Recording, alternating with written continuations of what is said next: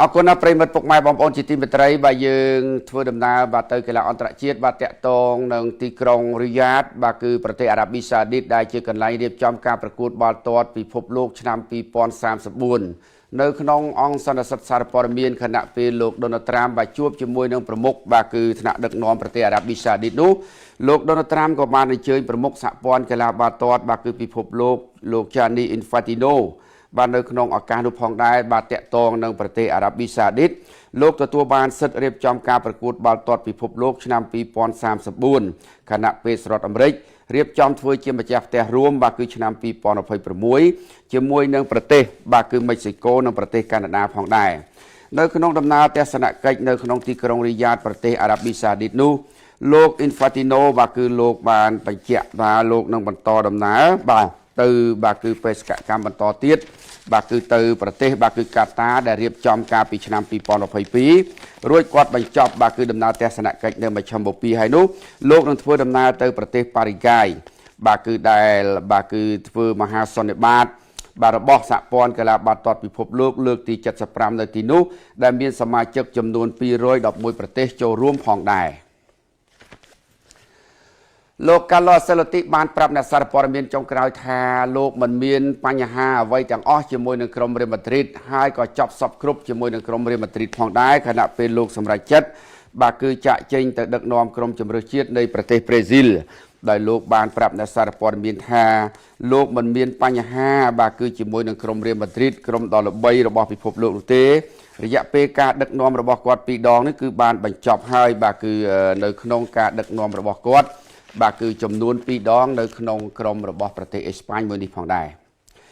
ដល់ហើយកីឡាដ្ឋាន Goodison Park ទឹកដីរបស់ក្រុម Everton ដែលផ្នែកបរោះបាទគឺធ្លាប់លេងបាទគឺរយៈពេល133ឆ្នាំនោះបាទគឺចាប់ពីរដូវកាលឆ្នាំ2024-2025ទៅកីឡាដ្ឋាននេះគឺនឹងប្រគល់ឲ្យផ្នែកនារីបាទន័យថានារីធ្វើជាម្ចាស់ផ្ទះធ្វើជាអីកន្លែងហ្នឹងហើយ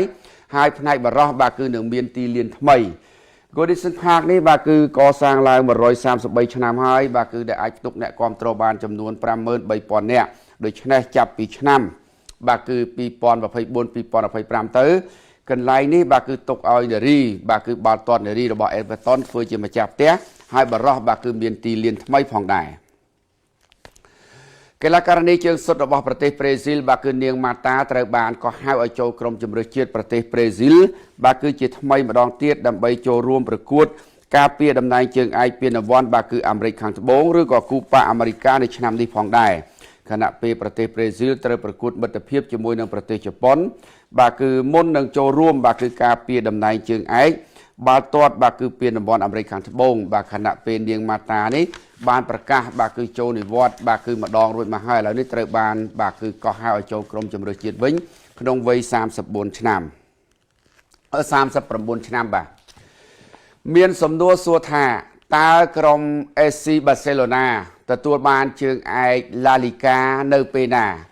ពីខ្ញុំបាទហងហេតុដែលយល់ដឹងអំពីកីឡាបន្តិចបន្តួចសូមដកស្រង់បាទគឺអង្គហេតុសំខាន់ឲ្យទស្សនិកជនបាទគឺជួយពិចារណានិងជួយបាទគឺគិតផងបាសេឡូណាបន្ទាប់ពីយកឈ្នះក្រុមរ៉េម៉ាឌ្រីត3-2រួចមកឱកាសត្រៀមឆ្លងជើងឯកជាលើកទី28ដងក្នុងប្រវត្តិសាស្ត្ររបស់ក្លឹបនោះគឺមានភាគរយច្រើនណាស់រ៉េម៉ាឌ្រីតអាចមាន84ពិន្ទុបើឈ្នះ3ប្រកួតនៅសល់ប្រសិនបើបាសេឡូណាបញ្ចប់84ពិន្ទុដែរនោះ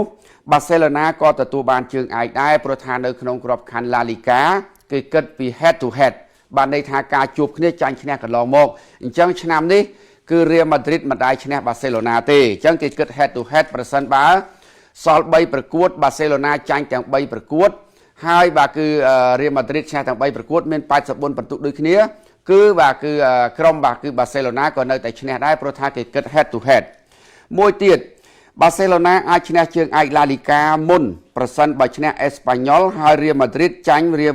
Real Mallorca នៅយប់នេះនៅពាក់កណ្ដាលសប្តាហ៍នេះតែម្ដងបាទមួយទៀតប្រសិនបើ Real Madrid ឈ្នះពាក់កណ្ដាលសប្តាហ៍នេះហើយបាសេឡូណាចាញ់ជើងឯកត្រូវកាត់សេចក្តីនៅថ្ងៃអាទិត្យនៅចុងសប្តាហ៍នេះណាយើង Real Madrid ជួបជាមួយនឹង Sevilla Barcelona ជួបជាមួយនឹងក្រុម Villarreal ចឹងមានន័យថាយើងមើលអង្គហេតុទៅឃើញថាភាគរយខ្ពស់ណាស់សម្រាប់ក្រុម AC Barcelona ดับใบฉลองเชิงไอลาลิกาจะเลือกทีมมา28ดองในขนมประวัติศาสตร์របស់ក្លឹបក្រុម Manchester City បានបង្ហាញឈុតសម្លៀកបំពាក់ថ្មីគេហៅថា kit បាទគឺរដូវកាល2000បាទគឺ25-2026ដែលរចនាឡើងដោយក្រុមហ៊ុនបាទគឺ Puma បាទក្រុមហ៊ុនយក្សក្រុមហ៊ុនផលិតសម្ភារៈកីឡាករល្បីដើម្បីត្រៀមយុទ្ធនាការនៅក្នុងរដូវកាលថ្មី2025-2026នេះគឺជាឈុតសម្លៀកបំពាក់ថ្មីបាទរបស់ក្រុមបាទគឺ Manchester City នៅក្នុងរដូវកាលថ្មីលោក Jose Mourinho គឺជាបេក្ខជនឈរនៅលើគេថានៅមកកាន់ Old Trafford ជាលើកទី2បាទគឺនៅឆ្នាំថ្មី2025-2026នេះលោក Robin Amarum បាទគឺបានសន្យាថានឹងចាក់ចេញពី Manchester United ប្រសិនបើសភាពការឬស្ថានភាពមិនល្អនិយាយឲ្យខ្លីប្រសិនបើ Man U អត់ឈ្នះ Spurs នៅ Europa League ទេបាទលោកនឹងប្រកាសលាឈប់នេះគឺការចេញនៅក្នុងនោះដែរបាទគឺបេក្ខជនដែលឈរមុខគេបាទគឺ Special One នេះតែម្ដងដែលលោកបាទគឺធ្លាប់មានស្នាដៃបាទច្រើនជាមួយនឹងក្រុម Manchester United Manchester United បាទគឺ25ប្រកួតឈ្នះ6ប្រកួតស្មើ6ប្រកួតចាញ់13ប្រកួតចាប់តាំងពីលោក Amorim មកចំនួនលោក Erik ten Hag កាលពីខែវិច្ឆិកាឆ្នាំមុនមកម្លេះហើយជាពិសេសបាទគឺក្រុមនេះបាទគឺលេងនៅក្នុងក្របខ័ណ្ឌ Premier League ហ្នឹងគឺមិនល្អទេអាក្រក់ខ្លាំងណាស់ក្នុងប្រវត្តិសាស្ត្រចាប់តាំងពីឆ្នាំ1930និង31មកម្លេះប្រសិនបើមិនទទួលបានជើងឯកទេលោក Amorim គាត់នឹងលាឈប់មិនបាច់ក្លឹបដេញទេគឺគាត់សុំលាឈប់ហ្មងហើយបេក្ខជនគឺ Special One នេះបាទគឺគាត់នៅមកដឹកនាំបច្ចុប្បន្នគាត់កំពុងតែជាប់ការងារជាមួយនឹងក្លឹប Fenerbahce របស់ប្រទេសទូគីកាលពីសម័យគាត់ដឹកនាំក្រុម Man U ឈ្នះជើងឯក Europa League កាលពីឆ្នាំ2017ឈ្នះជើងឯក Carabao Cup និង FA Community Shield រយៈពេល2ឆ្នាំនៅ Man U បាទហើយលោកបាទគឺក៏ត្រូវបានបញ្ចប់តួនាទីផងដែរប៉ុន្តែឥឡូវនេះបេក្ខជនបាទគឺដែលត្រូវសងបាទគឺមកដឹកនាំ Man U គឺគាត់លោក Mourinho នេះគឺឈរនៅលោក Gareth Southgate ទៀតបាទគឺជា hot favorite បាទមែនតែម្ដងអញ្ចឹងយើងរងចាំតាមដានជាបន្តទៀតអញ្ញាកណ្ដាលបាទគឺកាត់សេចក្តីទាំង Champions League Europa League Conference League បាទគឺបានបង្ហាញហើយបាទគឺអញ្ញាកណ្ដាលបាទគឺលោក Philip បាទគឺ Swyer អាយុ43ឆ្នាំជនជាតិអាល្លឺម៉ង់គឺជាអញ្ញាកណ្ដាលកាត់សេចក្តី Europa League វគ្គផ្ដាច់ព្រាត់នៅថ្ងៃទី21ខែឧសភារវាង Man U និង Spurs លោក Philip ក៏ធ្លាប់កាត់សេចក្តី Champions League រវាង Arsenal និង Paris Saint-Germain ជើងទី2វគ្គ4ក្រុមចុងក្រោយផងដែរហើយលោកក៏ធ្លាប់កាត់សេចក្តីរវាងអង់គ្លេសនិងហូឡង់ពានរង្វាន់អឺរ៉ុបឆ្នាំ2000បាទគឺ24វគ្គ4ក្រុមចុងក្រោយចំណែកបាទគឺលោក Evan បាទគឺ Pellegrino ជនជាតិបូស្នីហ្សេហ្គូវីណាកាត់សេចក្តី Conference League រវាង Chelsea និង Real Betis នៅថ្ងៃទី28នៅប្រទេសប៉ូឡូញលោកបាទគឺ Iswan បាទគឺ Kovac បាទគឺលោកសញ្ជាតិរ៉ូម៉ានីនឹងកាត់សេចក្តីបាទគឺនៅ Champions League រវាង Paris Saint-Germain និង Inter Milan នៅ Champions League បាទគឺថ្ងៃទី31ខែឧសភាបាទចូលទៅដល់ម៉ោង2ទៅថ្ងៃទី1ហើយបាទគឺនៅប្រទេសអាល្លឺម៉ង់អញ្ចឹងលោក Philip Swyer នេះគឺកាត់សេចក្តីរវាង Spurs ហើយនៅ Man U បាទនៅថ្ងៃទី21តែម្ដង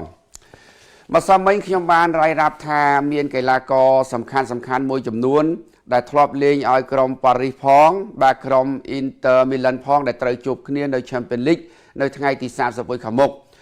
ថ្ងៃនេះខ្ញុំបានរើសយកកីឡាករ5នាក់ទៀតដែលធ្លាប់លេងឲ្យក្រុម Spurs និង Man U ដែលត្រូវបាទគឺជួបជាមួយនឹងក្លឹបចាស់របស់ខ្លួនយើងផ្ដើមចេញពីកីឡាករអន្តរជាតិដាណាម៉ាកបាទគឺ Christian Eriksen គាត់ធ្លាប់លេងឲ្យ Spurs ហើយគាត់ទៅ Inter Milan ហើយគាត់ត្រឡប់មកបាទគឺ Man U អញ្ចឹងគាត់គឺជាសាក្សីរស់ដែលត្រូវជួបជាមួយនឹងក្លឹបចាស់របស់គាត់គឺ Spurs តែម្ដងបាទនេះគឺលោកបាទគឺ Christian Eriksen គាត់មកកាន់បាទគឺ Man U កាលពីឆ្នាំ2022អ្នកទី2បាទ Luis Saha គាត់បានចូលនិវត្តន៍ទៅហើយគាត់ក៏ធ្លាប់លេងឲ្យក្រុម Spurs ហើយក្រុម Man U ផងដែរបាទគឺកីឡាករបារាំងស្បែកខ្មៅរូបនេះបាទធ្លាប់ចូលរួមជាមួយនឹង Man U បាទគឺឆ្នាំ2008ឈ្នះជើងឯកបាទគឺជាមួយនឹងលោកតា Alex Ferguson ផងដែរអ្នកទី3បាទគឺ Dimitar Berbatov កីឡាករអន្តរជាតិប៊ុលហ្គារីនេះក៏ធ្លាប់លេងឲ្យ Spurs ដែរបាទលេងឲ្យ Spurs ហើយបាទគឺគាត់លេងឲ្យក្រុម Man U បាទគឺចូលរួមជាមួយនឹង Man U កាលពី2008នៅ Old Trafford ហើយធ្លាប់ឈ្នះស្បែកជើងមាសកាលពីឆ្នាំ2010និង2011 បន្តមកទៀត Terry បាទគឺ Sheringham បាទ Teddy Sheringham នេះក៏ធ្លាប់លេងឲ្យ Spurs ដែរបាទសិតតែកីឡាករលេងឲ្យ Spurs ផង Man U ផងហើយលោកគឺជាសមាជិកសំខាន់ដែលជួយឲ្យក្រុម Man U ឈ្នះជើងឯក3កម្មវិធីក្នុងមួយរដូវកាលកាលពីឆ្នាំ1999មួយទៀតបាទគឺ Michael Carrick បាទគឺប្រិមិត្តក៏ស្គាល់ដែរនេះក៏ធ្លាប់លេងឲ្យ Spurs ដែរហើយក៏ជាកីឡាកររបស់ Man U កាលពីឆ្នាំ2006បាទអញ្ចឹងកីឡាករ5នាក់នេះបាទគឺធ្លាប់បាទគឺលេងឲ្យ2ក្លឹបដែលត្រូវជួបគ្នាបាទហើយការជួបគ្នារវាងក្រុមដែលជាក្រុមស្ថិតនៅអង់គ្លេសដូចគ្នានេះមិនមែនជាលើកទី1ទេទស្សនិកជនបាទពុកម៉ែធ្លាប់ស្គាល់ហើយបាទគឺការពីមុននោះ Chelsea ជួបជាមួយនឹង Man U នៅ Champions League 2008នៅទីក្រុង Moscow បាទហើយបន្តមកទៀតបាទគឺ Arsenal ជួបជាមួយនឹង Chelsea នៅទីក្រុង Baku នៅក្នុងពានរង្វាន់ Europa League ឥឡូវនេះបាទគឺ Man U ជួបជាមួយនឹង Spurs នៅ Europa League ហើយ2019បាទគឺ Liverpool ជួបជាមួយនឹង Spurs នៅ Champions League អញ្ចឹងមិនមែនជាក្រុមទី1ទេបាទរបស់អង់គ្លេសដែលត្រូវជួបគ្នានៅវគ្គផ្ដាច់ព្រាត់អញ្ចឹងគឺមានចំនួន5ដងហើយបាទគឺសម្រាប់បាទគឺក្រុមនៅក្នុងប្រទេសអង់គ្លេសហើយឆ្នាំនេះបាទគឺបើមើលត្រួសទៅនៅ Champions League បាទគឺក្រុមអង់គ្លេសមានដល់6កៅអីទៅហើយបាទហើយបើតាក់តងទៅដល់ដូចជា Europa League ទៀត Conference League ទៀតប្រហែលជា10តំណាងក្រុមបាទគឺអង់គ្លេសទៅតំបន់អឺរ៉ុបផងដែរបាទសូមអរគុណ